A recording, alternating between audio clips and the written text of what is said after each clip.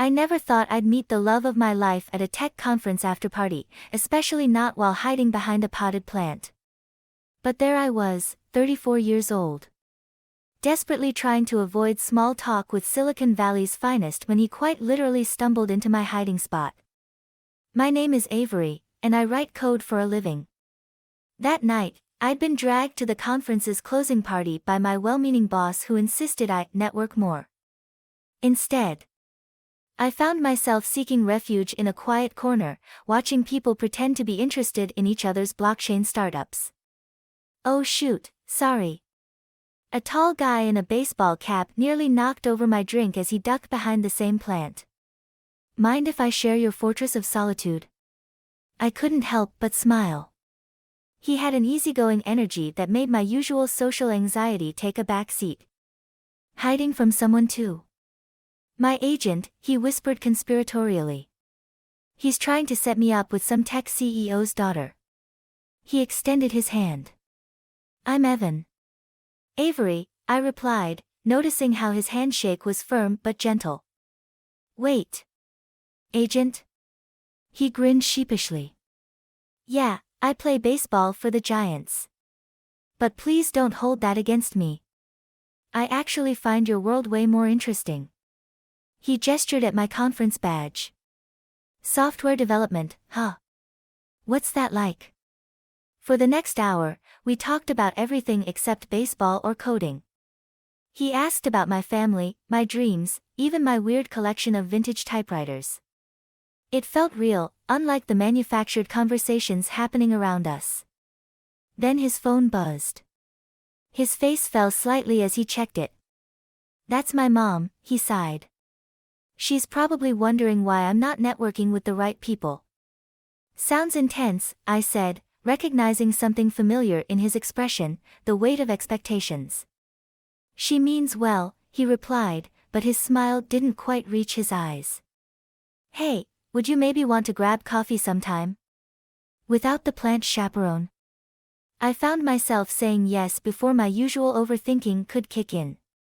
As he saved his number in my phone, I caught sight of a woman across the room watching us intently. She was elegantly dressed, with perfectly coiffed silver hair and sharp eyes that seemed to be taking my measure from afar. That's her, isn't it? I asked. Your mom. Evan's shoulders tensed slightly. Yeah, that's Margaret Parker. Don't worry, she's harmless. Looking back now, I wish I'd paid more attention to the way he said those words. Maybe then I would have seen the storm coming. 3 weeks into dating Evan, I found myself at the Parker family estate for Sunday brunch. The mansion was exactly what you'd expect from old money, all marble countertops and crystal chandeliers that probably cost more than my annual salary. Margaret Parker stood at the center of it all, orchestrating the morning like a conductor leading a symphony. Avery, darling. She air-kissed both my cheeks, her perfume expensive and overwhelming. I've heard so much about you. Evan says you're quite the computer person. The way she said it made my profession sound like a quirky hobby. I forced a smile, catching Evan's apologetic glance from across the room. Software developer, I corrected gently. I actually just led a project that. Oh, how fascinating, Margaret cut in, already turning toward the kitchen. Evan, sweetheart, tell Avery about your new endorsement deal. The brunch proceeded like this, Margaret expertly steering every conversation toward Evan's baseball career while subtly dismissing anything about my life. It wasn't outright hostility, it was death by 1,000 paper cuts. Mother, Avery's work is actually really interesting, Evan tried once. She's developing AI that could revolutionize. Speaking of revolutions, Margaret smoothly interrupted, the team's publicist called about that sports drink campaign. We should discuss the contract terms after brunch. I watched Evan's shoulders slump slightly. He was 24, a grown man, yet something about his mother's presence seemed to shrink him. After brunch, I excused myself to use the bathroom. On my way back, I heard their voices floating from Margaret's study. She seems nice enough, darling, Margaret was saying, but you have to think about your image. The team's looking for wholesome, all-American appeal. Someone more suitable. Mom, please don't start, Evan sighed. Avery's different. She sees me, not just the baseball player. Oh, sweetie. Margaret's voice dripped with sympathy. That's precisely what worries me. You need someone who understands this world, who can help elevate your career. Not someone who might hold you back. There was a long pause before Evan responded, his voice smaller than I'd ever heard it. Can't you just give her a chance? I didn't stick around to hear Margaret's response. My hands were shaking as I gathered my things, making an excuse about a work emergency. Evan looked confused but didn't stop me from leaving. That night, my phone lit up with a text from him, I'm sorry about today. Mom's just protective. Give her time. I stared at those words, remembering the calculated dismissal in Margaret's voice. What Evan saw as protection, I recognized as something far more dangerous, the opening moves in a game I hadn't agreed to play. The 2 pink lines on the pregnancy test felt like a cruel joke. 3 months into dating Evan, and here I was, staring at a life-changing revelation in my bathroom. I'd always wanted kids, but not like this, not with Margaret Parker's disapproving shadow looming over everything. When I told Evan, his face lit up with genuine joy before quickly clouding over. Mom's going to want to handle this carefully, he said, running his hands through his hair. I should have known what carefully meant. The next day, I found myself sitting across from Margaret in her lawyer's office, a stack of papers between us. It's a standard prenuptial agreement, Margaret explained, her voice honey-sweet but her eyes sharp as razors. With some additional provisions regarding the child's public appearances and financial arrangements. The lawyer slid the document toward me. My eyes caught phrases like image rights and publicity restrictions before landing on a number that made my stomach turn. You want me to pay into a trust fund? Consider it an investment in the child's future, Margaret smiled. An insurance against any unfortunate publicity that might affect Evan's career. You mean insurance against me? The words came out before I could stop them. Margaret's smile didn't waver. Darling, you're a smart woman.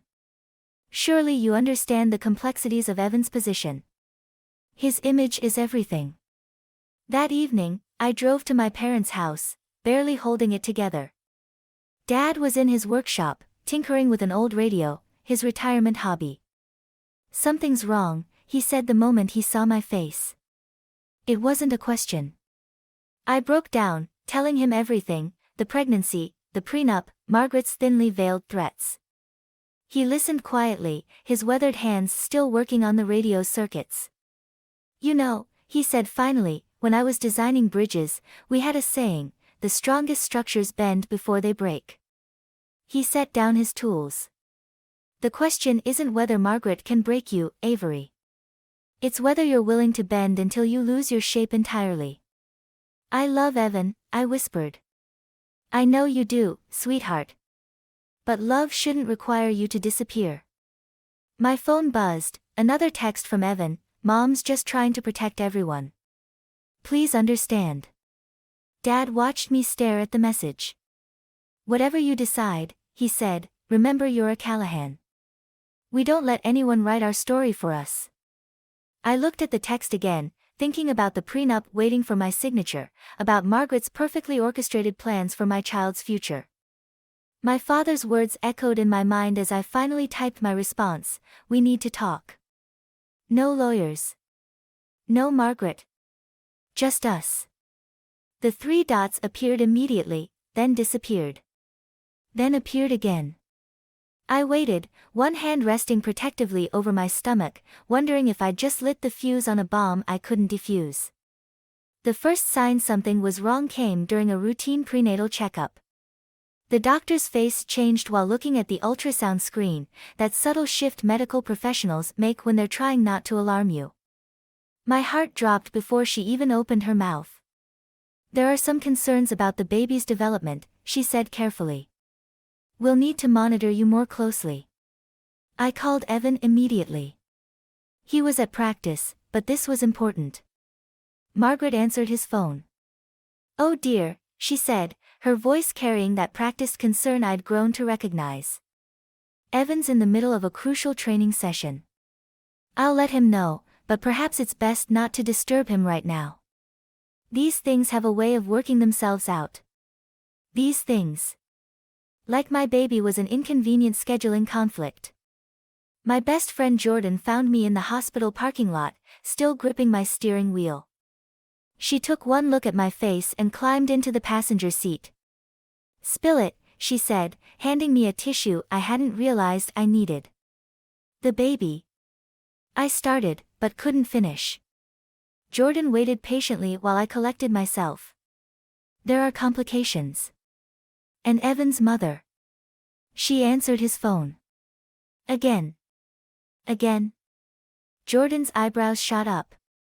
"Like the time you tried to tell him about the prenup negotiations?" I nodded, remembering how Margaret had intercepted that call too, insisting Evan was too focused on an important game to discuss legal matters. "Avery," Jordan said slowly, "when was the last time you actually spoke to Evan?" "Not texted, not through Margaret, actually spoke to him." I opened my mouth to answer, then stopped. The realization hit me like a physical blow.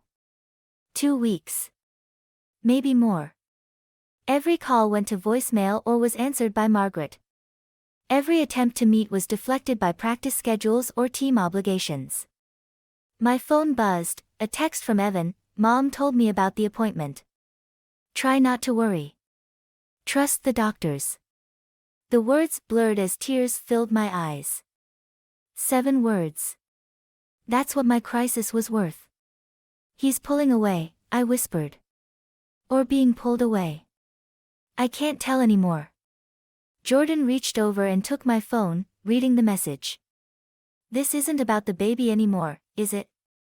This is about control." I thought if I just played by Margaret's rules. My voice cracked. If I signed her papers, jumped through her hoops. Then what? She'd suddenly accept you. Let her son live his own life. The hospital loomed in my rearview mirror, a stark reminder of what was really at stake.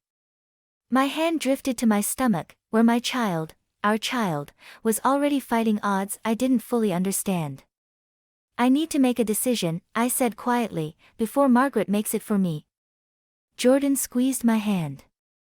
"Whatever you do, do it for yourself and that baby. Not for Evan, and definitely not for his mother." I lost the baby on a Tuesday. The hospital walls were too white, too clean for the mess of emotions tearing through me.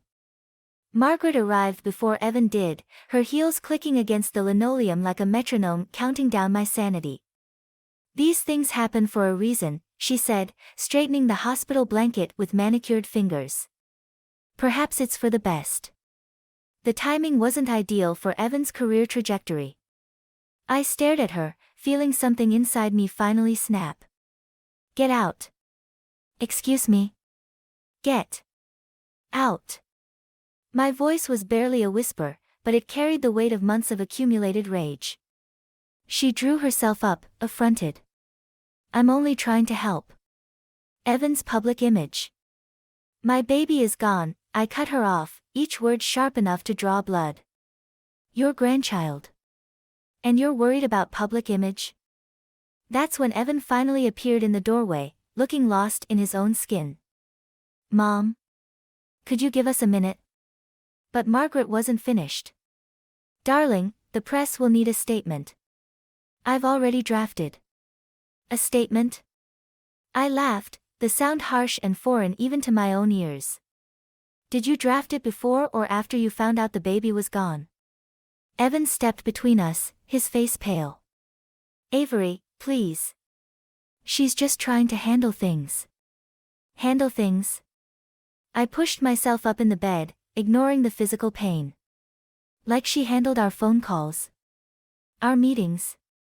Our entire relationship." "That's not fair," he started, but I was done being fair. "When did you last make a decision without her approval, Evan? Can you even remember?" Margaret's mask slipped for just a moment, showing something like fear. "Evan, sweetheart, perhaps we should let Avery rest." I watched him turn toward his mother's voice like a flower following the sun. In that moment, I saw our whole future, every decision, every milestone, every moment filtered through Margaret's careful curation. "I'm leaving," I announced, pulling out my four with trembling fingers. "Don't be dramatic," Margaret sighed. "The doctors haven't." "I'm not talking about the hospital." I met Evan's eyes, searching for any trace of the man I'd fallen in love with. "I'm leaving you. Both of you." "Avery, wait," Evan reached for my hand, but for the first time, his touch felt wrong. "We can work this out." "Can we?" I asked quietly. "Without your mother's permission." His silence was the only answer I needed. I gathered my things, my movements mechanical, distant, like I was watching someone else pack up the pieces of a shattered dream. At the door, I turned back one last time. You know what the worst part is? I actually believed love would be enough.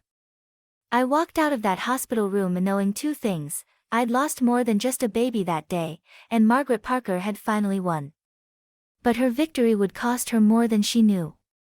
6 months after leaving the hospital, I found myself standing outside the Parker estate, clutching a USB drive that could destroy everything Margaret had built. Jordan's investigative skills had uncovered years of Margaret's financial manipulation, tax evasion, misappropriated team funds.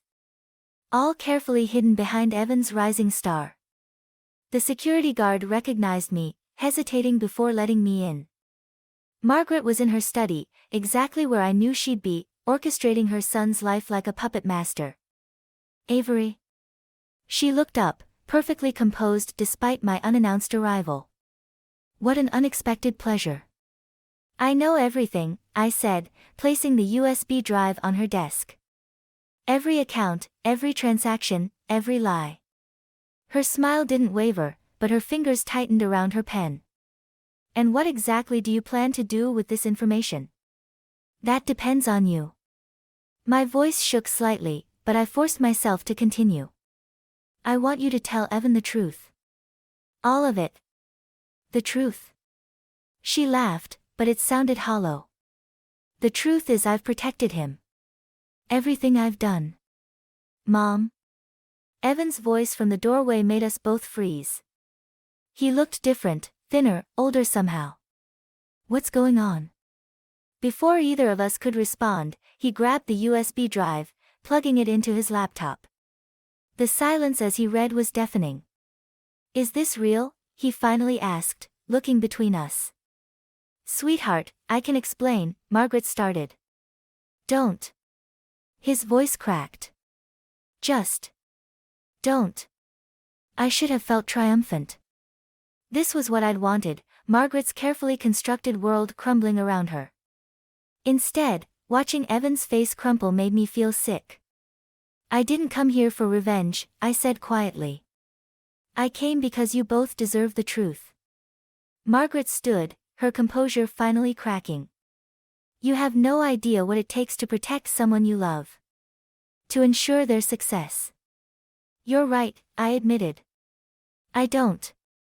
But I know what it costs." Evan slumped against the wall, looking lost. "All those years. The contracts, the deals. Was any of it real?" "Everything I did was for you," Margaret insisted. "No," he said, his voice hardening. "It was for your version of me." I turned to leave, my mission accomplished, but Evan caught my arm. "Wait. Please." Looking into his eyes, I saw the same vulnerability that had drawn me to him that first night.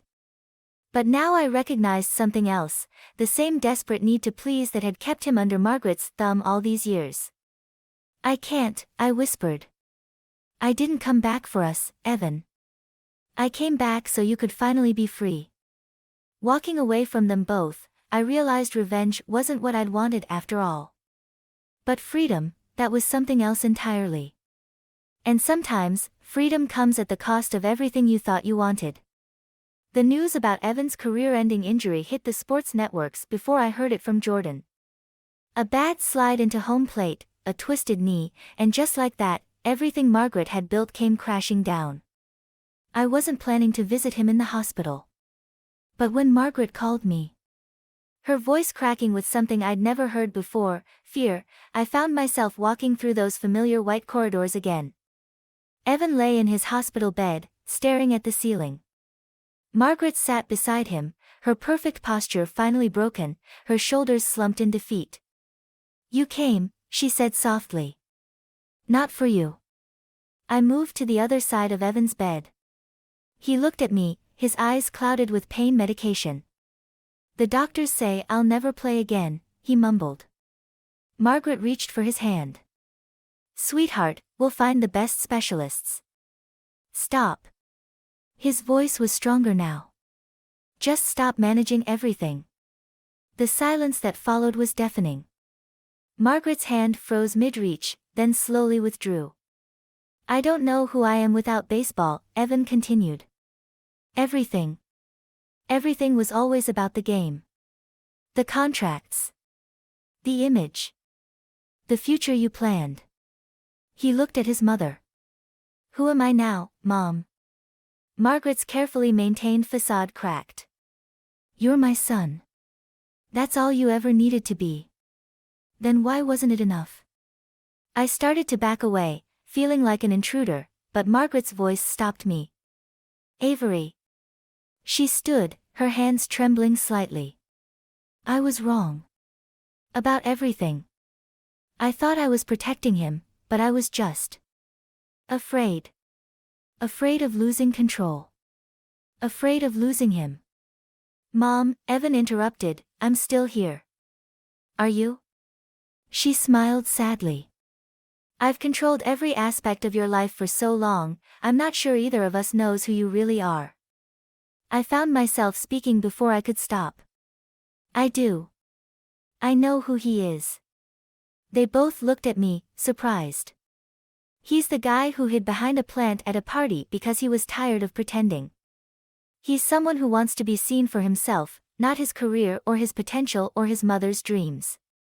I met Evan's eyes. "That's who I fell in love with." Margaret sank back into her chair, tears finally breaking through her perfect makeup. "I've made such a mess of everything." "No," I said, surprising myself. "You just loved him the only way you knew how. But sometimes love means letting go." Evan reached out, taking both our hands. Maybe we all need to learn how to do that." Standing there, connected by touch but separated by everything that had happened, I realized something profound. Sometimes the greatest act of revenge isn't destroying your enemies, it's showing them a better way to live. "So," I said quietly, "where do we go from here?" The answer, it turned out, would be more surprising than any of us could have imagined. 1 year later, I stood at a podium accepting an award for my AI healthcare project. The irony wasn't lost on me, I'd created an algorithm to help doctors detect pregnancy complications early. Sometimes the best revenge is living well, but sometimes it's turning your pain into something that helps others. As I scanned the audience, I spotted a familiar face. Margaret Parker sat in the back row, her silver hair less perfect than I remembered, her posture more human. Next to her, Evan beamed proudly, leaning on his cane. After the ceremony, they approached me. Evan had started a youth sports program, teaching kids that there was more to life than winning.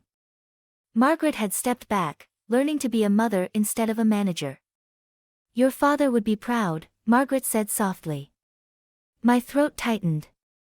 Dad had passed away 3 months ago, but his last words still echoed in my mind. "Remember, sweetheart, bridges are meant to connect, not burn." "I have something for you," Margaret continued, pulling out an envelope.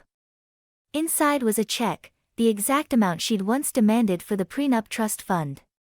"For your project. No strings attached." I studied her face, searching for the manipulation I'd grown to expect. Instead, I found something new: respect. "Keep it," I said, handing it back. "Use it for Evan's program. Some kids need to learn early that they're more than just their achievements." Evan's eyes met mine, and for a moment, I saw the spark that had drawn us together that first night. But we'd both grown since then, in different directions. Sometimes love means letting go, and sometimes it means finding a new way to care. Jordan appeared at my elbow, champagne in hand. Your next interview's in 5 minutes, boss. Boss? Margaret raised an eyebrow.